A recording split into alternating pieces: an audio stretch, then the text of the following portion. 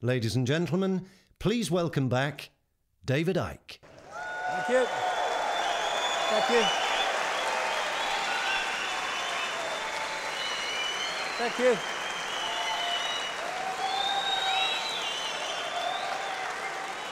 Thank you. Thank you. Thank you. Thank you. Thank you.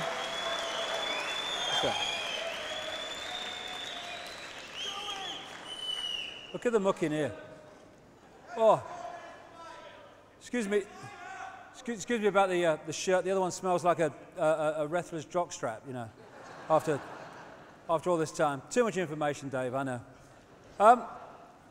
What I want to finish on is looking at what's coming from a point of view of emerging from this crap.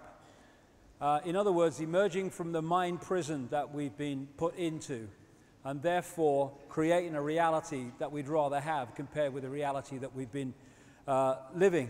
And breaking the spell is actually pretty much sums it up, because it is a spell in many ways, if you want to use that symbolism. Our minds have been locked in to a range of perception that gives us the impression that we are limited, that we are poor little Joe Public, I've got no power, and all the rest of it.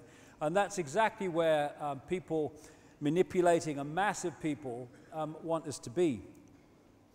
And when we're looking at ways out of this, Einstein's quote, which is in many forms, but this is a summary of it, encapsulates what we're looking at. You cannot solve problems with the same level of consciousness that created them. Now, what we have in the world is a series of problems created, and then they'll change a political party or they'll move another dark suit in from somewhere else, but they're of the same level of consciousness as those who created the problem, so the problem just goes on getting compounded because we've not reached that level of going beyond that and looking at it from another direction and seeing a way to change what we want to change. So the door is spinning round in Downing Street in the White House, but no matter what it looks like, the same level of consciousness is coming in and out, and so nothing changes. It cannot.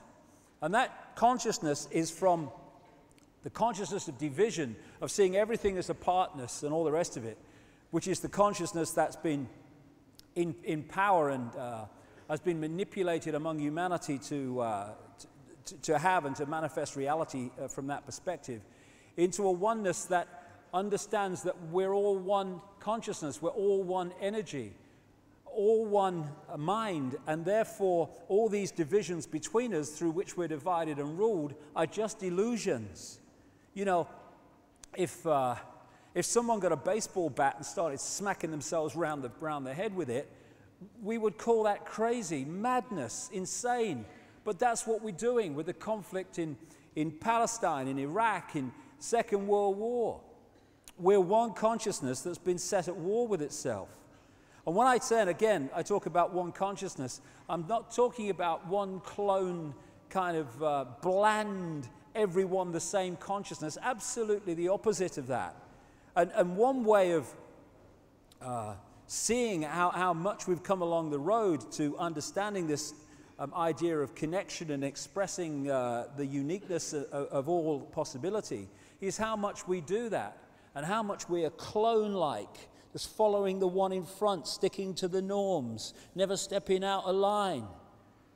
Now, we've become clone-like, not because of oneness, we're all the same, because that's not what oneness is about, but because we have disconnected from that infinity of all possibility, which we can play with and move around and get different points of observation from, and we're just playing and expressing and getting infinite joy from the infinite possibility that's there, and instead we've allowed ourselves to be suppressed into a fractional area of possibility. You know, so that's when we become clone-like. That's when we all act the same. That's when we become sheep. There's no contradiction between oneness and infinite variety, infinite diversity, which is what oneness is. So we can open our minds to multidimensional levels of awareness. It doesn't mean we're going to psychically bloody see everything. Oh, I've just seen someone over there, look, and all that stuff. But we are accessing that level of awareness, and therefore our point of observation of this reality is coming not from in this world. When you're in this world and of it, then you're buggered, really, because all you've got is this world to tell you what reality is and who you are. When you open your consciousness and move your point of observation, you are in this world physically, at least as a projection, but you are not of it in terms of your point of observation. And they're the people that stand out in society. They're the ones that people who are in this mode say, you're crazy, you're mad. No, he's different, because he's got a different point of observation to you. That's all it is. We're the same, but with different point of observation within infinity. There was a time when even this reality, I would say, we had this sense of oneness, this sense of connection, celebrating uniqueness, and joyous in diversity. But slowly, surely, maybe quicker than slowly and surely, our minds have been taken over and encased in this bubble, this disconnection from the great infinite into this body consciousness. And of course, when people come into this world now as what we call babies, and their consciousness enters this world, immediately the programming starts. Often it's parents programming children into the norms. Oh, you can't do that. What will the neighbors say? Oh, you can't do that. I want you to work in a bank. You've disappointed me. You want to go and walk in India. Well, be disappointed then. Sod off. You go and work in the bank. I'm off to India, mate.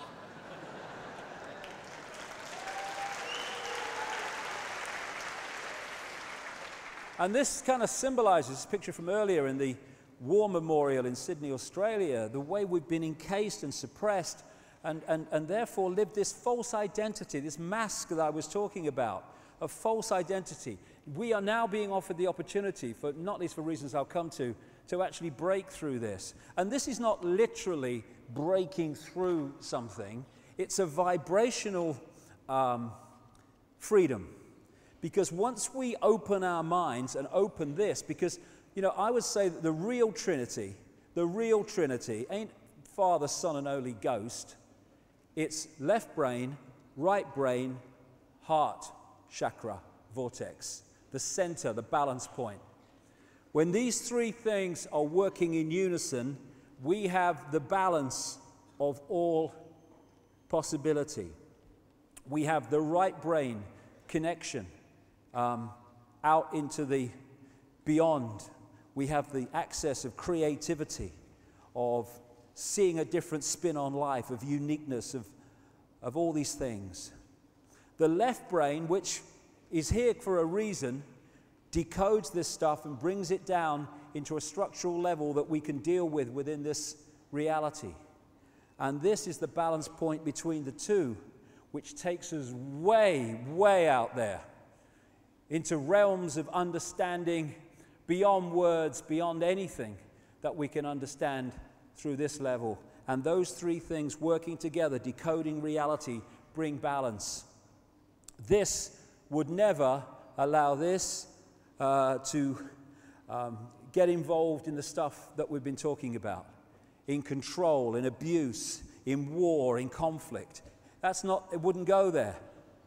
If this is going to be used to function within this reality, it is on this and this terms, not on this term, on the terms of this, isolated left brain consciousness that is isolated from the rest of existence, working in its own sub-world of structure and competition and all the rest of it.